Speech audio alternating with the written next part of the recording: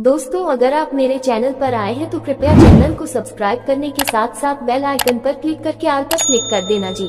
Hello दोस्तों, हमारे channel में आप सभी का स्वागत है। आज हम गीता अध्याय 16 देवी तथा आसुरी स्वभाव योग के बारे में सुनेंगे। तो आइए, भगवत गीता का 16वां अध्याय दैवासुर संपद विभाग योग के नाम से जाना जाता है।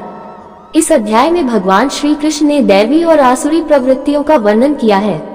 इस अध्याय में श्री कृष्ण ने मनुष्यों के अंदर मौजूद दैवी और आसुरी गुणों का विस्तार से वर्णन किया है और बताया है कि इन गुणों के आधार पर उनका स्वभाव और कर्म तय होता है। दैवी गुण, दैवी स्वभाव वाले लोग सत्य, अहिंसा, करुणा, क्षमा, सरलता, शुद्धता, अध्यात्म ज्ञान, दान, आत्मसंयम आदि गुणों से युक्त होते हैं। उदाहरण: अभय, निर्भयता, साधनशीलता, ज्ञान योग के प्रति झुकाव, अहिंसा, किसी को कष्ट न देना, सत्य, सत्य बोलना, दया, दूसरों के प्रति करुणा। आसुरी गुण, आसुरी स्वभाव वाले लोग अहंकार, दंभ, क्रोध, लोभ, ईर्ष्या, हिंसा और अधर्मपूर्ण कर्मों में लिप्त रहते हैं।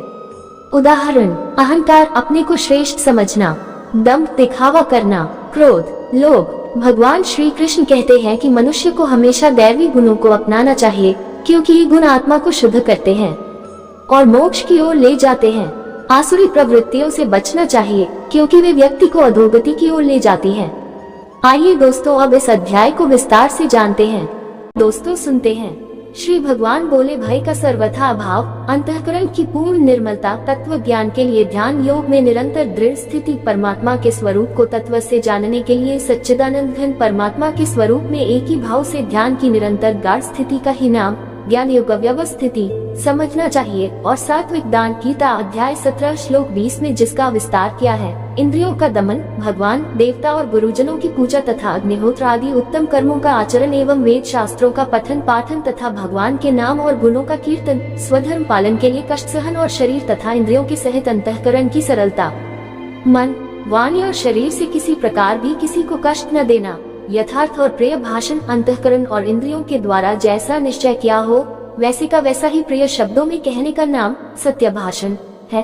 अपना अपकार करने वाले पर भी क्रोध का न होना, कर्मों में कर्तापन के अभिमान का त्याग, अंतःकरण की उपरति अर्थात चित्त की चंचलता का अभाव, किसी की भी निंदादि न करना, सब भूत प्राणियों में हेतु रहित दया, इंद्रियों का विषयों के साथ संयोग होने पर भी उनमें आसक्ति का न होना, कोमलता, लोक और शास्त्र से विरुद्ध आचरण में लज्जा और व्यर्थ चेष्टाओं का अभाव।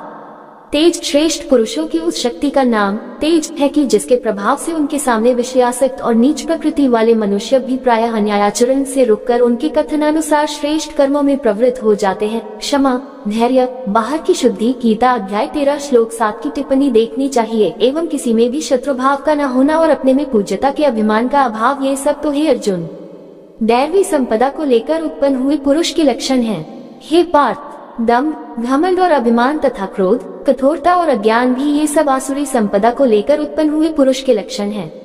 दैवी संपदा मुक्ति के लिए और आसुरी संपदा बांधने के लिए मानी गई है। इसलिए हे अर्जुन, तू शोक मत कर, क्योंकि तू दैवी संपदा को लेकर उत्पन्न हुआ है। हे अर्जुन, इस लोक में भूतों की सृष्टि यानी मनुष्य समुदाय दो ही प्रकार का है, एक तो दैवी प्रकृति वाला और दूसरा आसुरी प्रकृति वाला। उनमें से दैवी प्रकृति वाला तो विस्तार पूर्वक कहा गया, अब तू आसुरी प्रकृति वाले मनुष्य समुदाय को भी विस्तार पूर्वक मुझसे सुन। आसुर स्वभाव वाले मनुष्य प्रवृत्ति और निवृत्ति इन दोनों को ही नहीं जानते, इसलिए उनमें न तो बाहर भीतर की शुद्धि है, न श्रेष्ठ आचरण है और न सत्य भाषण ही है। वे आसुरी प्रकृति वाले मनुष्य कहा करते हैं कि जगत आश्रय रहित, सर्वथा असत्य और बिना ईश्वर के, अपने आप केवल स्त्री पुरुष के संयोग से उत्पन्न है, अतः केवल काम ही इसका कारण है, इसके सिवा और क्या है। इस मिथ्या ज्ञान को अवलंबन करके जिनका स्वभाव नष्ट हो गया है तथा जिनकी बुद्धि मंद है, वे सब अपकार करने वाले क्रूकमी मनुष्य केवल जगत के नाश के लिए ही समर्थ होते हैं। वे दम्भ, मान और मद से युक्त मनुष्य किसी प्रकार भी पूर्ण न होने वाली कामनाओं का आश्रय लेकर अज्ञान से मिथ्या सिद्धांतों को ग्रहण करके भ्रष्ट आचरणों को धारण करके संसार में विचरते हैं तथा वे मृत्यु पर्यंत रहने वाली असंख्य चिंताओं का आश्रय लेने वाले, विषय भोगों के भोगने में तत्पर रहने वाले और इतना ही सुख है इस प्रकार मानने वाले होते हैं। वे आशा की सैकड़ों फांसियों से बंधे हुए मनुष्य काम क्रोध के परायण होकर विषय भोगों के लिए न्यायपूर्वक धनादि पदार्थों का संग्रह करने की चेष्टा करते हैं। वे सोचा करते हैं कि मैंने आज ये प्राप्त कर लिया है और अब इस मनोरथ को प्राप्त कर लूंगा। मेरे पास यह इतना धन है और फिर भी यह हो जाएगा।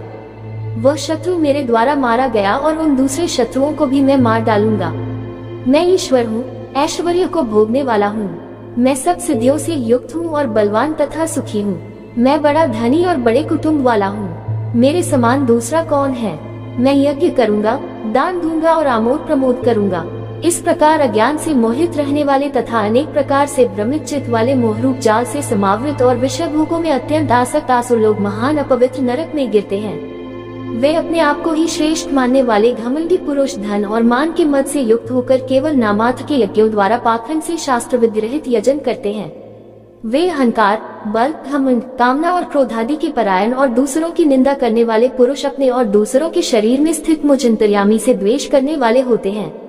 उन द्वेष करने वाले पापाचारी और क्रूरकर्मी नराधमों को मैं संसार में बार बार आसुरी योनियों में ही डालता हूँ। हे अर्जुन, वे मूल मुझको न प्राप्त होकर ही जन्म जन्म में आसुरी योनि को प्राप्त होते हैं, फिर उससे भी अति नीच गति को ही प्राप्त होते हैं, अर्थात घोर नरकों में पड़ते हैं। काम, क्रोध तथा लोभ ये 3 प्रकार के नरक के द्वार, सर्व अनर्थों के मूल और नरक की प्राप्ति में हेतु होने से यहाँ काम, क्रोध और लोभ को नरक के द्वार कहा है। आत्मा का नाश करने वाले अर्थात उसको अधोगति में ले जाने वाले हैं। अतएव इन तीनों को त्याग देना चाहिए। हे अर्जुन, इन तीनों नरक के द्वारों से मुक्त पुरुष अपने कल्याण का आचरण करता है। अपने उद्धार के लिए भगवदाज्ञा अनुसार बरतना ही अपने कल्याण का आचरण करना है। इससे वह परम गति को जाता है, अर्थात मुझको प्राप्त हो जाता है। जो पुरुष शास्त्र विधि को त्याग कर अपनी इच्छा से मनमाना आचरण करता है, वह न सिद्धि को प्राप्त होता है, न परमगति को और न सुख को ही।